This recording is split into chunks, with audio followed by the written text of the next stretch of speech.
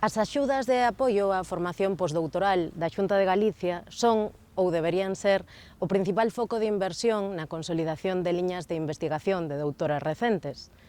Por explicalo dun xeito moi breve, estas axudas contemplan dúas modalidades, a A e a B, puidendo optar a segunda delas só quen fora beneficiario ou beneficiaria da A.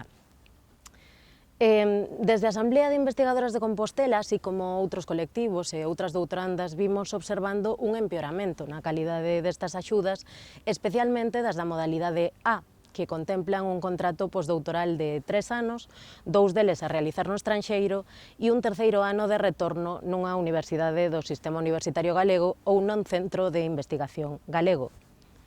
Dende a Asamblea de Investigadoras de Compostela denunciamos en primeiro lugar o adiamento das convocatorias, que cada ano se adían un mes, é dicir, non estamos ante convocatorias cada 12 meses, senón cada 13 meses. En segundo lugar, o número destas axudas vai en caída libre.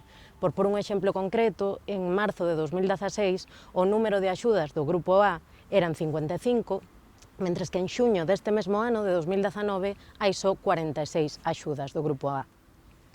Outra cousa que denunciamos é, por exemplo, o saldo que se dá dependendo de onde se realice a estadía no estranxeiro, que é totalmente arbitrario.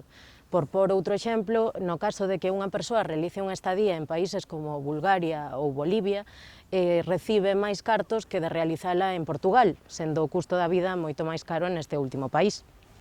Se queredes saber máis detalles sobre este tema en concreto ou sobre a nosa organización e as accións que levamos a cabo, visitade asambleadeinvestigadoras.gal.